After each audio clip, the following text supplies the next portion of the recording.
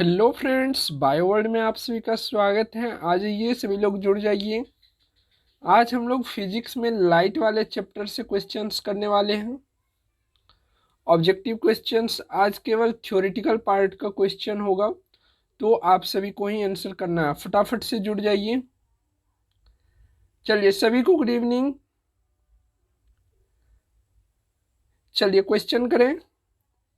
चलिए क्वेश्चन है आज केवल थ्योरेटिकल पार्ट से, तो आप लोग आंसर कीजिए, ठीक है। पहला क्वेश्चन है, समुद्र नीला क्यों प्रतीत होता है। समुद्र जो नीला दिखाई पड़ता है, आप पास से देखिएगा तो नीला नहीं दिखाई देगा, थोड़ा ऊपर जा करके देखिएगा, ठीक है, तब नीला दिखाई पड़ेगा। आकाश भी नीला दिखाई पड़ेगा। तो ऐसा क्यों होता है, तो प्रकाश के प्रकीर्णन के कारण होता है, ठीक है। क्या मारिएगा राइट आंसर, प्रकाश के प्रकीर्णन। चलिए नेक्स्ट क्वेश्चन देखिए। नेक्स्ट क्वेश्चन आपके लिए हलवा होना चाहिए। प्रकाश का निर्वात में वेग है। प्रकाश का निर्वात में वेग कितना होता है, 3 × 10⁸ मीटर पर सेकेंड, ठीक ना।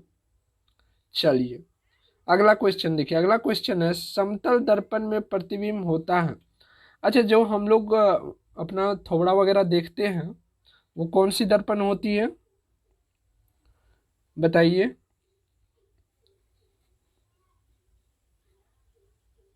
समतल दर्पण होती है, उसमें हमारा प्रतिबिंब क्या होता है, आभासी होता है, लेकिन सीधा होता है, ठीक ना। तो क्या हो जाएगा राइट आंसर, सी हो जाएगा। चलिए आगे बढ़ते हैं। अगला क्वेश्चन देखिए। अगला क्वेश्चन है, प्रकाश वर्ष इकाई है। 2016 के पीएम एग्जाम में पूछा गया है। अगर आप 2016 वाला देखिएगा तो वहां पर आपको ये क्वेश्चन दिखाई पड़ेगा। प्रकाश वर्ष किसका मात्रक है, यानी कि इकाई है, वहां पर पूछा गया था प्रकाश वर्ष किसका मात्रक है, जल्दी से बताइए। दूरी का, ठीक है। चलिए आगे बढ़ते हैं। अगला क्वेश्चन है, प्रकाश के तरंग सिद्धांत को किसने प्रतिपादित किया। प्रकाश के तरंग सिद्धांत को किसने प्रतिपादित किया था, हैगेंस ने प्रतिपादित किया था, ठीक ना। चलिए अगला क्वेश्चन देखिए। बिल्कुल ए वाले से भी लोग सही है, कोई दिक्कत नहीं है। चलिए 6 नंबर क्वेश्चन देखिए। जब प्रिज्म से प्रकाश किरण गुजरती है तथा रंग जो समूह उत्पन्न होता है उसे कहते हैं। जब प्रिज्म से प्रकाश गुजरती है तो श्वेत प्रकाश 7 रंगों में विभक्त हो जाती है। कितने रंगों में, 7 रंगों में विभक्त हो जाती है। उसे क्या बोलते हैं हम, वर्णक्रम बोलते हैं, ठीक है। क्या बोलते हैं, वर्णक्रम बोलते हैं।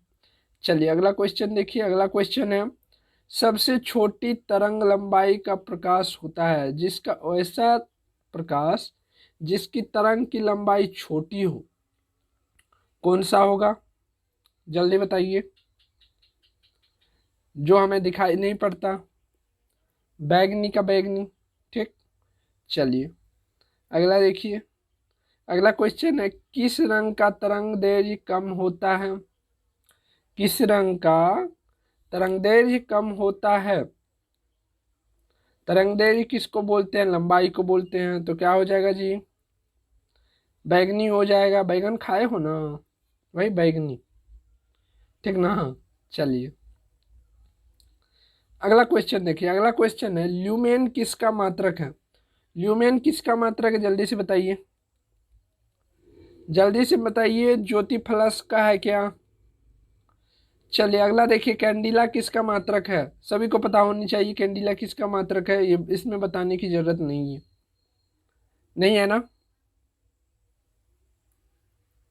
क्या हो जाएगा, ज्योति तीव्रता का। ज्योति फ्लस का नहीं, ज्योति फ्लस का क्या है, लुमेन है, ठीक ना। चलिए अगला क्वेश्चन देखिए। अगला क्वेश्चन है, प्रकाश तरंगे होती है। प्रकाश तरंगे होती है यू zig zig zig zig zig zig, मतलब अनुप्रस्थ तरंग, ठीक है। क्या होती है, अनुप्रस्थ तरंग। चलिए अगला देखिए। अगला क्वेश्चन है, सूर्य के प्रकाश में किस रंग का प्रकीर्णन सबसे अधिक होता है। सूर्य के प्रकाश में सबसे अधिक प्रकीर्णन किस रंगों का होता है। जिसका प्रकीर्णन होगा वो हमारे पास तक नहीं आएगा, यानी कि बैगनी, ठीक ना। चलिए अगला क्वेश्चन देखिए। अगला क्वेश्चन है, आकाश का रंग नीला दिखाई पड़ता है, हम बता चुके हैं, सभी को पता भी होगी, ठीक ना। चलिए पेन स्मूथ दिख रहा है ना, आपका नया इलेक्ट्रिक पेन आ गया है। तो अब जो पेड ग्रुप जूम पे जो क्लास हो रही है वहाँ भी लिखाने में अब कोई दिक्कत नहीं होगी, तो वहाँ पर भी आपका क्लास अब अच्छे से चलेगी, ठीक ना। इससे पहले क्या होता था, जूम पे हम लिखा देते थे, लेकिन आप लिख के भी एक्सप्लेन कर सकते हैं। ठीक, चलिए अगला है, इंद्रधनुष में किस रंग का विक्षेपण अधिक होता है? इंद्रधनुष में जो है किस रंग का विक्षेपण सबसे अधिक होता है? जल्दी से बताइए। लाल रंग का। ठीक, चलिए अगला क्वेश्चन देखिए। अभी यहाँ पर उतना सोचना नहीं है क्योंकि थ्योरेटिकल पार्ट है, इतना तो आप जानते होंगे, बच्चे से पढ़ते आ रहे हैं, 9th-10th में ही ये सभी चीज़ें पढ़ चुके हैं। सिर्फ आंसर करना है। इंद्रधनुष के बीच में कौन सा रंग होता है? इसको ट्रिपल स्टार दे दीजिए क्योंकि ये क्वेश्चन पूछा जाता है, टेक्निकल क्वेश्चन है। इंद्रधनुष के बीच में कौन सा रंग होता है? हरा रंग होता है। ठीक है। किस रंग का तरंगदैर्घ्य सबसे लंबा होता है? जिसका तरंगदैर्घ्य सबसे छोटा वो हमारे पास नहीं आएगा, जिसका लंबा वो हमारे पास तक आएगा। तो कौन सा आता है? लाल आता है। तो क्या हो जाएगा राइट आंसर? लाल हो जाएगा। बिल्कुल सभी का राइट है, सी वाले सभी लोग राइट है। अच्छा चलिए, आवाज़ थोड़ा सा भारी लग रहा ना, देखिए अभी मौसम जो चेंज हो रहा है ना, इसकी वजह से फीवर टाइप से आ गया है। बाकी कुछ लोग बोलते हैं कि सर का आवाज़ डम है, मतलब पूरा डरावना टाइप है, ऐसा लग रहा है क्या? अरे थोड़ा बहुत डांट देते हैं आप लोगों को ताकि पढ़ाई के प्रति सीरियस रहिएगा। इसका मतलब ये नहीं कि आपसे हम रूडली बिहेव करते हैं या मतलब रूड है, ऐसा नहीं है कुछ। ठीक ना, आपको पढ़ाई को लेकर के थोड़ा सा रहता है दिमाग में, इसीलिए थोड़ा सा डांट के बोलते ताकि पढ़ाई करें आप लोग, है ना। ऐसा कुछ मन में नहीं रहता है कि किसी को डांटे या कुछ बोले, ऐसा कुछ भी नहीं रहता है। ठीक ना, तो ऐसा नहीं सोचिए कि सर जो है थोड़ा सा अकड़ू है या मतलब कड़े मिजाज के, ऐसा कुछ नहीं है। चलिए अगला क्वेश्चन करते हैं। अगला क्वेश्चन देखिए, जब किसी दर्पण को थीटा कोण से घूर्णित यानी कि घुमाया जाए तो प्रवर्तित किरण का घूर्णन होगा। अगर किसी दर्पण को आप थीटा कोण से घुमाइएगा तो उस पे उसके द्वारा जो प्रकाश को जो परावर्तित किया जाएगा उसका कोण कितना होगा, या किरण का घूर्णन कितना होगा, बताइए।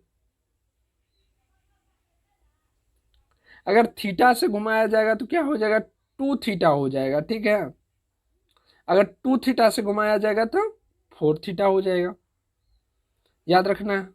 चलिए अगला क्वेश्चन देखिए। अगला क्वेश्चन है, प्रकाश की गति किसके बीच से जाते हुए न्यूनतम होगी? प्रकाश की गति जो है किसके बीच से जाते हुए न्यूनतम होगी? कांच से होकर के जाते हुए, निर्वात, जल, वायु, किससे होकर के? जल्दी से बताइए। देखिए निर्वात में तो कोई फर्क पड़ेगा ही नहीं, जल में भी लगभग फर्क नहीं पड़ेगा, वायु में तो निर्वात ही वायु हो गया। ठीक ना, लेकिन कांच में फर्क पड़ता है। ठीक, तो प्रकाश की गति अगर कांच से होकर के गुजरेगा तो वो वहाँ पर न्यूनतम हो जाएगा।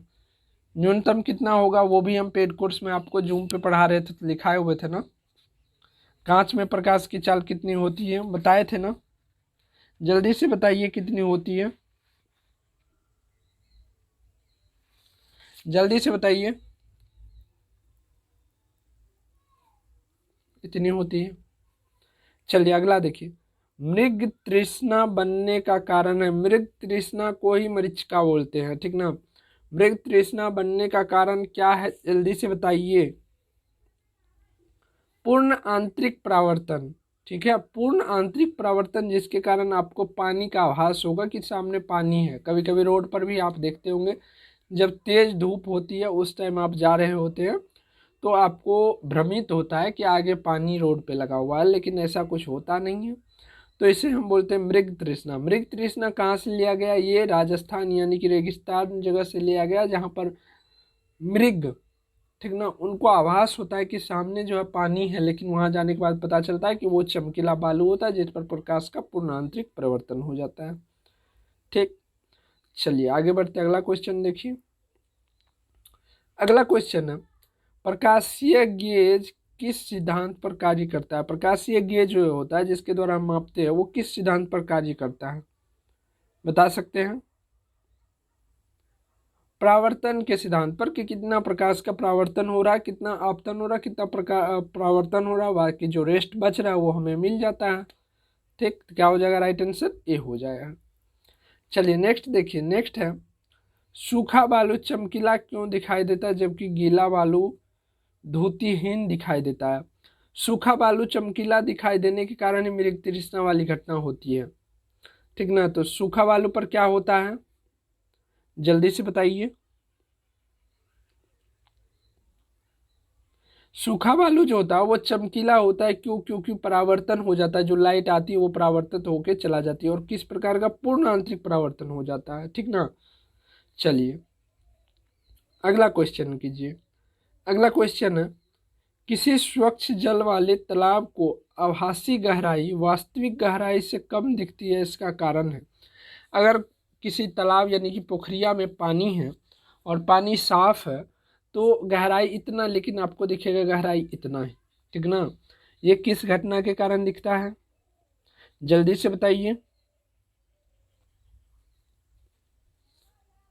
प्रकाश के अपवर्तन के कारण, ठीक है, प्रकाश के अपवर्तन के कारण ऐसा दिखाई पड़ता है, ठीक ना।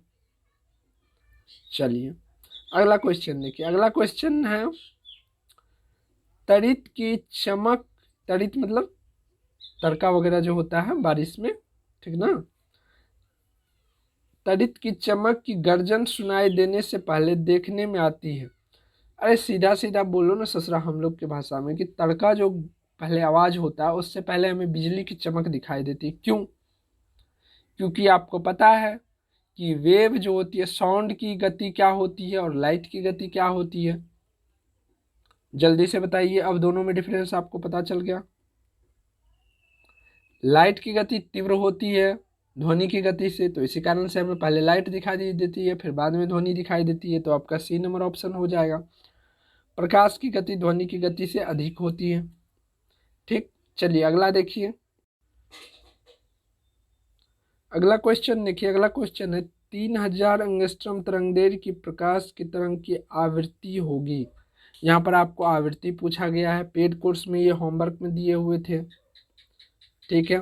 बना है आप लोगों से, बना है तो जल्दी से बताइए कितना आंसर है। यहाँ पर देखिए 1 एंगस्ट्रॉम बराबर कितना होता है, 10⁻⁻10 होता है, सभी को पता है ना। चलिए सॉल्व करते हैं।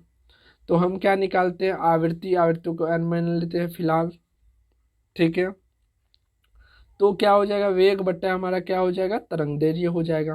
तरंगदैर्घ्य को हम लैम्डा से दिखाते हैं। तो यहाँ पर वेग हम क्या लेंगे, प्रकाश का लेंगे, 3 × 10⁸। नीचे में क्या हो जाएगा हमारा, 3000 एंगस्ट्रम है, एंगस्ट्रम को हम हटाएंगे तो क्या हो जाएगा, 3000 × 10⁻−10, 10⁻−10,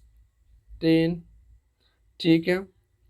चलिए इसका जो है नीचे में मन नहीं लग रहा है, ये छटपटा के ऊपर जाना चाह रहा है। चलिए इसको ऊपर भेज दे रहे हैं, ऊपर में जाएगा तो ये यहाँ पर माइनस में, ऊपर में जाएगा तो क्या होगा, प्लस में हो जाएगा, ठीक। तो यहाँ पर हम, यहाँ 8 जो दिया हुआ है आपको, इस 8 में से हम क्या करते हैं, यहाँ पर 3 दे देते हैं, इस 3 जीरो जो है दे देते इस 3 पर, ठीक है, ताकि नीचे वाला से इसका बराबरी हो जाए। नीचे में 3000 है ना, तो ऊपर में भी 3000 हो जाएगा, बराबरी हो जाएगा। तो चलिए ऊपर में भी हम कर लेते, गुना 10⁻, कितना बचा, 8 में से 3 चला गया तो 5 ही बचा। यहाँ पर नीचे बच गया 3000। अब ये नीचे वाला भाई जो थे इनको मन नहीं लग रहा था नीचे, तो इसको ऊपर हम लेके चल गए, ये हो गया 10⁻, प्लस में पावर 10, ठीक है। नीचे से ऊपर गया, अगर ऊपर से नीचे आता तो माइनस होता, अगर नीचे से ऊपर जाता तो प्लस होता है, ठीक है। तो ये चले गए क्वां, ठीक। चलिए बचा क्या, 1 × 10⁻15, ये बचा ना। और आवृत्ति किस चीज में लिखा जाता है, हर्ट्ज में लिखा जाता है, ठीक ना। चलिए आगे बढ़ते हैं, अगला क्वेश्चन देखते हैं।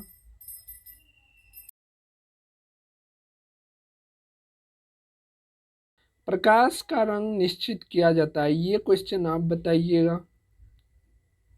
किसके द्वारा प्रकाश का जो है रंग निश्चित किया जाता है, ठीक है।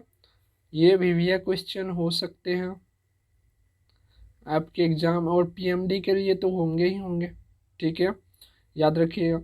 चलिए अगला क्वेश्चन है, सूर्य की किरणें में कितने रंग होती है, सूर्य के किरण जो होते हैं उसमें कितने रंग होते हैं टोटल, जल्दी से बताइए,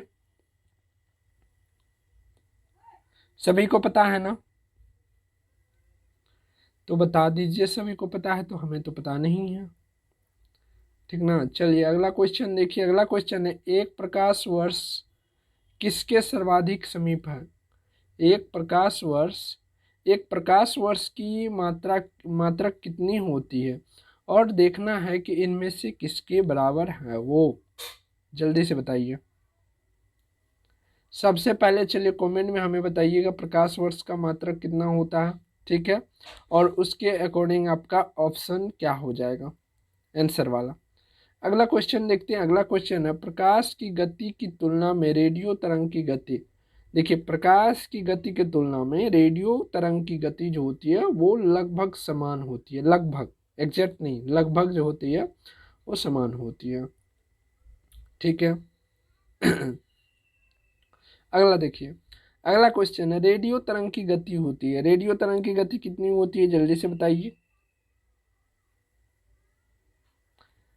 3 × 10⁸ मीटर पर सेकेंड, क्योंकि हमने बताया आपको कि प्रकाश की गति जो होती है उसी के लगभग होती है, ठीक। तो क्या हो जाएगा 3 × 10⁸ मीटर पर सेकेंड।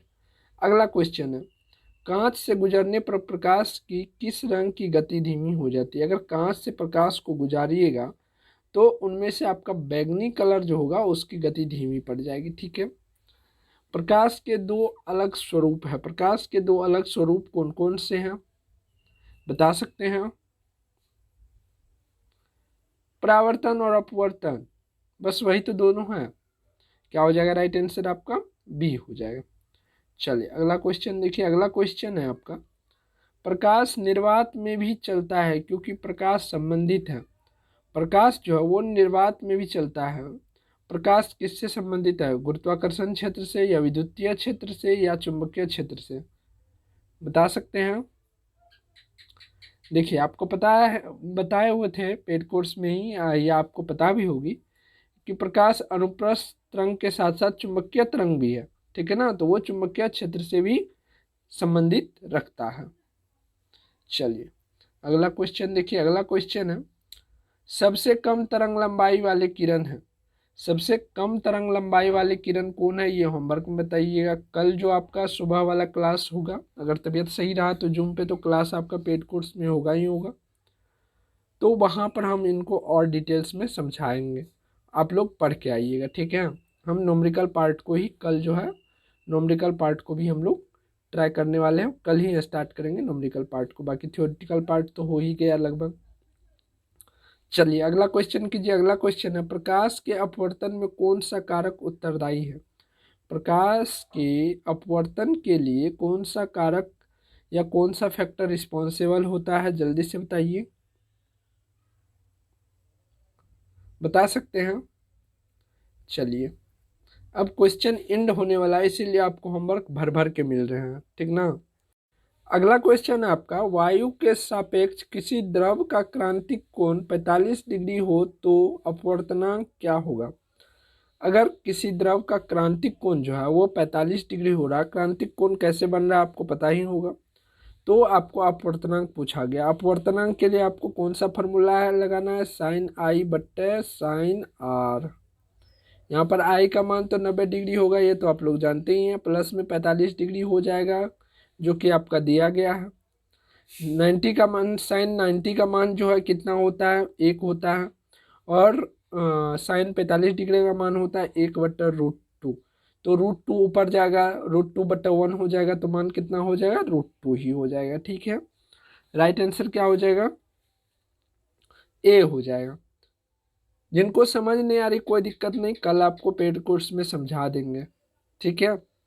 चलिए अगला क्वेश्चन देखिए, अगला क्वेश्चन है प्रकाश की चाल सबसे पहले ज्ञात की, प्रकाश की चाल को सबसे पहले किसने ज्ञात करी, बता सकते हैं। चलिए बताइएगा हमें भी, ठीक है। चलिए बल्ब किसने बनाया था, एडिसन ने, ठीक है, बल्ब किसने बनाया था, एडिसन ने, कई बार प्रयास करने के बाद बना था। चलिए अगला क्वेश्चन देखिए। अगला क्वेश्चन है वायु के सापेक्ष तबीयत थोड़ी सी खराब हो रही है, ठीक है, और बढ़ते जा रहा आगे देखिए, वायु के सापेक्ष कांच व पानी के अपवर्तनांक क्रमशः, कांच का अपवर्तनांक ये है और पानी का अपवर्तनांक ये है। पानी के सापेक्ष कांच का अपवर्तनांक होगा, ये बता सकते हैं?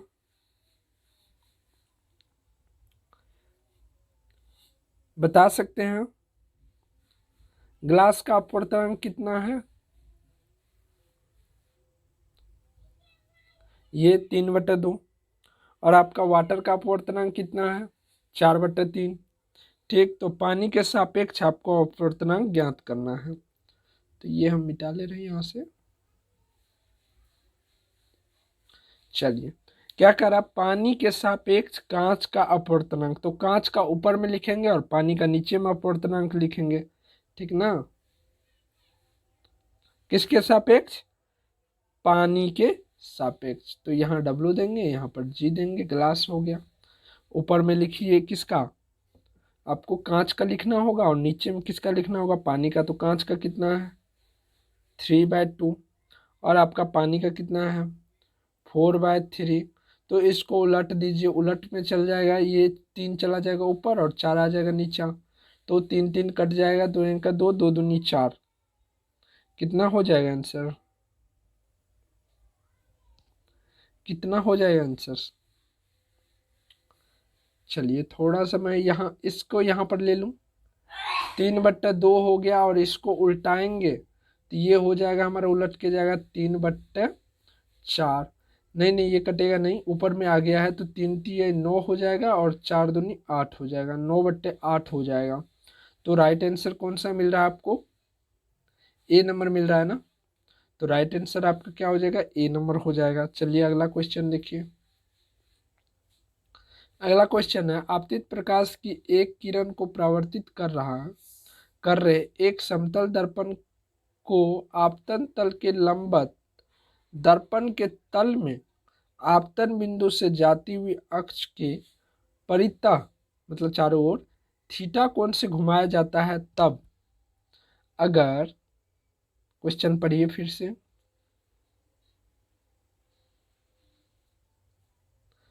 लंबवत दर्पण पर जो बिंदु बनेगा उसको अगर थीटा कोण से घुमाया जाए, ठीक है, तो आपका परिवर्तित किरण जो है वो किस एंगल से घूमेगा?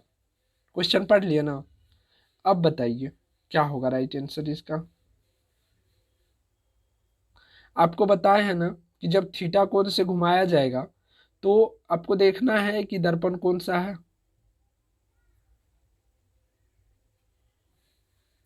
यहाँ पर ध्यान दीजिए, क्या है? समतल दर्पण। समतल दर्पण को जब थीटा कोण से घुमाया जाता है तो परावर्तित किरण के द्वारा है ना प्रतिबिंब बनता है, तो क्या होगा? 2 थीटा हो जाएगा। जब थीटा कोण से घुमाया जाता है तो क्या होता है? 2 थीटा कोण बनता है, ठीक है। तो राइट आंसर क्या हो जाएगा आपका? सी हो जाएगा। अगला क्वेश्चन देखिए, अगला क्वेश्चन है, एक वर्णीय प्रकाश का पुंज एक सघन माध्यम से विरल माध्यम में जाता है, इसके फलस्वरूप जब एक वर्ण, मतलब एक कलर का प्रकाश पुंज एक सघन माध्यम से विरल माध्यम में जाता है तो किस प्रकार की घटना होती है? वेग में वृद्धि होती है या कमी होती है, ये बताइएगा आप लोग, ठीक है। तो आज फिलहाल इतना ही रहने देते हैं थ्योरेटिकल पार्ट से। अगले क्लास में हम लोग क्या करेंगे, फिजिक्स के लाइट वाले चैप्टर से नॉमेरिकल पार्ट से क्वेश्चन लेके आएंगे, जो कि बहुत ज़्यादा इंपॉर्टेंट होगा। यहाँ से भी इम्पोर्टेंट है पीएम और पीएमडी वालों के लिए, ठीक है। पीएमडी वालों के लिए बहुत इंपॉर्टेंट है, क्योंकि थ्योरेटिकल क्वेश्चन भी पूछा जा सकता है। 2019 में थ्योरेटिकल क्वेश्चन पूछा गया था कुछ कुछ, 2020 में पूछा ही नहीं गया थ्योरेटिकल क्वेश्चन, सारा का सारा न्यूमेरिकल घुसाया। तो हो सकता है कि 2021 में फिर बैक पैटर्न पे आए और थ्योरेटिकल क्वेश्चन पूछे। तो हमें तैयारी हर प्रकार की करके रखनी होगी, है ना।